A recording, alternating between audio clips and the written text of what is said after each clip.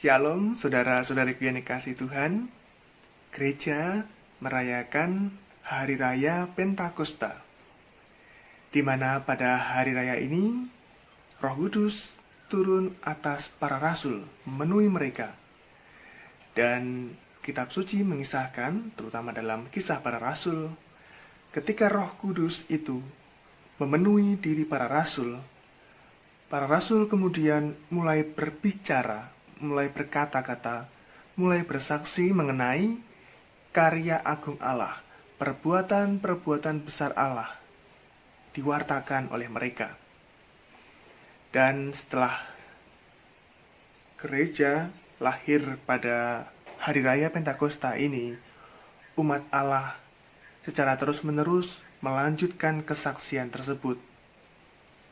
Mereka dicurai oleh Roh Kudus di dalam pembaptisan dan juga sakramen Krisma.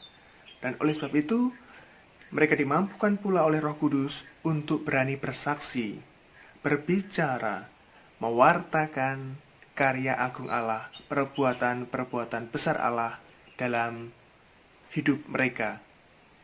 Dan saat ini, kita akan mendengarkan sharing dari seorang ibu mengenai perbuatan-perbuatan besar yang dilakukan Allah dalam hidupnya.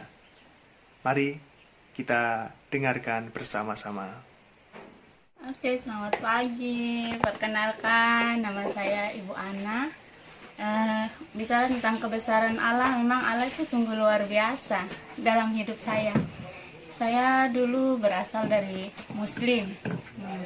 Pada awalnya saya masuk Kristen itu ya butuh perjuangan lah. Karena Tuhan Yesus itu tidak akan bilang, benarkah anak mencintai saya lalu dia menerima begitu saja. Jadi Tuhan itu mau akan menguji kita, benarkah tidak sih Ibu Ana ini dia cinta saya begitu. Akhirnya dalam perjalanan hidup juga ya ujian demi ujian saya lewati. Ujian pertama, tantangan dari orang tua marah besar, keluarga besar marah besar kepada saya, lalu ya mereka bilang dicoret dari daftar keluarga. Tapi waktu itu saya tidak takut, saya cuma bicara di mereka, saya bilang, saya tidak takut dikasih tinggal keluarga, karena saya akan mempunyai keluarga yang besar, dan saya akan lebih takut kalau Tuhan meninggalkan saya. Ya sudah. Saya yakin dan percaya bahwa Tuhan pasti akan disertai saya, dan Tuhan pasti akan menyayangi saya. Akhirnya saya melangkah. Saya masuk gereja pertama kali tuh di Gereja Gembala Baik, Kota Raja, Abepura. Itu pas waktu pertama kali masuk itu hari Minggu daun. Jadi saya masuk, kenapa orang-orang pada bawa daun? Karena saya baru pertama, jadi tujuan saya mau ikut saja, saya mau tahu, saya ingin tahu. Akhirnya sudah. Saya terus-terusan pergi gereja dan setelah 4 tahun baru saya dibaptis. Mungkin orang berkata kepada orang-orang menilai saya bahwa saya masuk Kristen itu atau masuk Katolik itu karena ikut suami. Dia itu karena suaminya orang Katolik jadi dia masuk. Tapi waktu sebelum saya saya masih Muslim, saya satu hari pas saya mau sembahyang tahajud ini di dalam mimpi saya dulu waktu Muslim rajin sembahyang tahajud. Terus pas dalam mimpi saya tuh saya bangun ambil air wudhu. Lalu setelah ambil air wudhu, tiba-tiba pas saya sedang melewat dari tempat air wudhu mau menuju kamar, lalu tiba-tiba dari ventilasi jendela itu muncul sebuah sinar besar. Sinar masuk terang, putar sampai terang lampu pun kalah dengan sinar itu. Lalu di situ muncul Tuhan Yesus. Langsung saya kaget. Saya kan takut, lalu saya berdoa ayat kursi. Kalau orang Islam kan ayat kursi itu untuk kita mengusir setan-setan. Tapi Yesus ini tidak hilang, malah mengangkat tangannya ke saya begini. Lalu dari lubang yang ada di tangannya itu keluar sinar ke saya punya dada tulisan Merry Christmas. tulisan Merry Christmas. Langsung saya bilang Allahu Akbar, Allahu Akbar. Saya dalam keadaan takut, baru kenapa ini setan satu ini didoakan kok nggak hilang, malah memberikan tulisan Merry Christmas di saya punya dada. Sudah. Akhirnya setelah memberikan tulisan Merry Christmas, saya sudah bisa berkata-kata, hanya bisa memandang Yesus saja. Langsung setelah ini Tuhan kasih turun tangannya, langsung putar-putar lagi, dia punya sinar itu langsung mengecil dan hilang. Sudah. Dari situ saya punya pikiran sudah mulai, kenapa ya Tuhannya orang Kristen kok datang di saya? Saya bilang, apa benar Tuhannya orang Kristen itu benar ada? Saya bilang, ya Allah, apa benar Tuhannya orang Kristen itu? Jadi setiap kali saya sembahyang, saya cuma, ya Allah, jika benar Tuhannya orang Kristen itu benar, maka kasih tunjukkan jalan buat saya. Berdoa saya setiap hari seperti itu. Saya cerita di orang tua, saudara-saudara. Waktu itu saya belum masuk Katolik, belum ada perencanaan saya mau masuk Katolik. Waktu itu saya masih SMA kelas 3. SMA kelas 3. Mau masuk kelas 3, kelas 2 mau naik kelas 3. Setelah itu saya cerita di orang tua bilang, kamu tuh harus lebih giat lagi berdoa malamnya, lebih lagi giat belajar membaca Al-Quran. Padahal tiap hari setiap maghrib itu sudah rutinitas saya untuk membaca Al-Quran. Tapi ya, saya bicara lagi dengan teman saya yang namanya Teresia. Lalu Teresia bilang begini, dulu kan nama saya Upi waktu di Muslim. Upi, itu nanti kok akan jadi orang Katolik atau orang Kristen. Sorry ya, saya tidak akan pernah menjadi orang Kristen. Tapi Tuhan sudah datang di kau tidak akan bisa berkata apa-apa, pasti kau akan jadi orang Kristen. Berjalannya waktu, saya ketemu suami saya pas tanggal 25 Desember. 25 Desember ceritanya saya Natal di tetangga sebelah yang Katolik. Pas kebetulan situ juga paciku, bukan paciku, saya tidak kenal dia. Waktu itu Petrus itu dia juga Natal di sebelah rumah.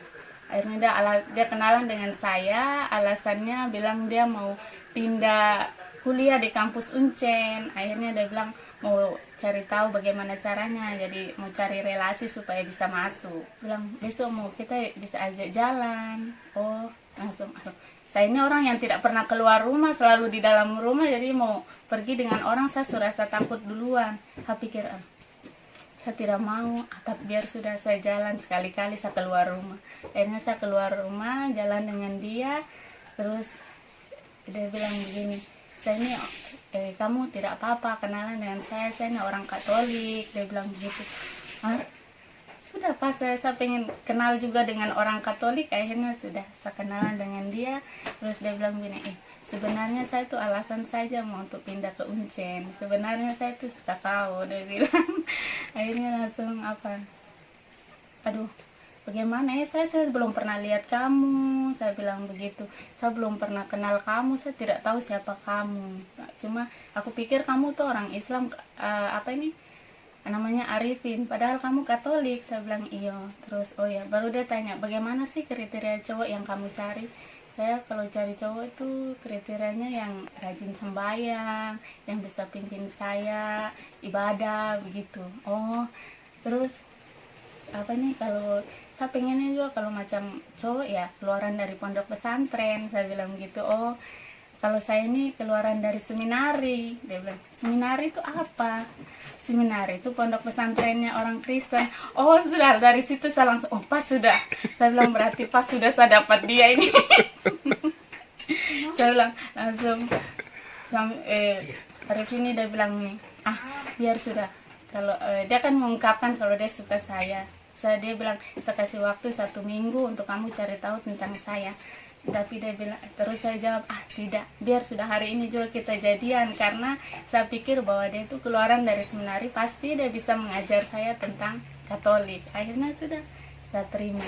Dan sampai hari ada, dia tetap bersama saya. Meskipun ya banyak sekali tantangan, cobaan. Tapi ya itu yang tadi saya bilang, Tuhan itu tidak mau bilang, betulkah anak itu udah mencintai saya tanpa memberikan ujian. Dia diberikan ujian, tapi dengan kekuatan yang Tuhan kasih, penyertaan Tuhan, sampai sekarang saya masih ada dan saya kuat. Waktu itu saya sakit berat, pas sakit berat sudah mau dirujuk ke rumah sakit Sorong.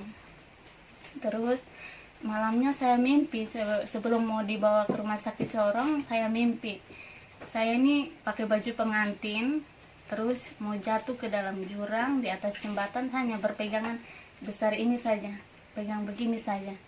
Terus saya teriak-teriak, Tuhan, Tuhan tolong saya, Tuhan tolong saya. Saya bilang, saya hanya percaya kepadamu saja Tuhan.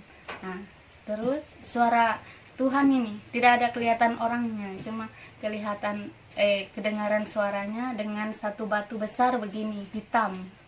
Terus dia bilang, batu itu melayang-layang, langsung suara Tuhan bilang, lihat ini bom rakitan manusia yang sewaktu-waktu katanya kalau dia ledakan, dia akan meledak. Tetapi kamu ingat, tanpa seizin saya, bom ini pun tidak akan bisa meledak. Akhirnya sudah. Begini, waktu itu kan pastor parokinya di sini Romo Moko. Lalu Romo Moko datang dengan jubahnya, langsung berkat begini, karena engkau percaya maka engkau diberkati. Akhirnya sudah. Saya ingat mimpi itu, hari Jumat saya mau pergi ke Sorong, hari Kamis pagi saya pergi ke pastoran. Saya bilang, Romo, sebenarnya saya orang tua juga tidak izinkan saya untuk air begini. Akhirnya saya kan tidak mengerti soal air berkat. Sudah, akhirnya sudah, saya pergi di Romo bilang, Tuhan sudah kasih mimpi kau tuh, coba kita berdoa air, langsung minum. Saat itu juga pulang saya minum, saat itu juga sakit penyakit yang saya rasakan itu hilang seketika. Ini bukan rekayasa saya, bukan ini saya mau bersaksi karena tentang kebesaran Tuhan Yesus. Langsung saya telepon ke Jayapura, ke keluargaku yang mau kirim uang. Saya bilang begini, Mama, bilang di kakak-kakak dorang tidak usah kirim uang karena sekarang saya sudah sehat, saya sudah minum air berkat yang saya punya pastor itu doakan. Pastor itu apa? Sapu mama kan tidak tahu karena dia muslim.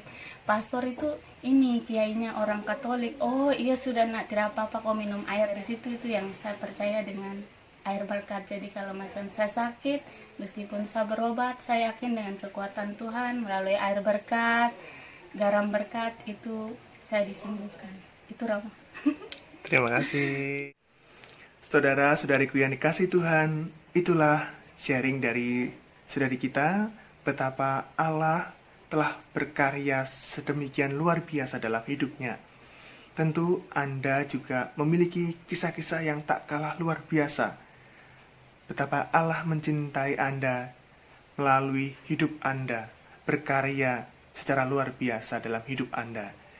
Dan kita pun diundang pada Hari Raya Pentakosta ini untuk seperti para rasul juga, dan juga saudara kita yang telah bersharing tadi, berani bersaksi, bercerita, mewartakan karya agung Allah dalam hidup kita kepada saudara-saudari kita, serta menguatkan iman gereja, persekutuan jemaat, menguatkan persaudaraan cinta kasih kita.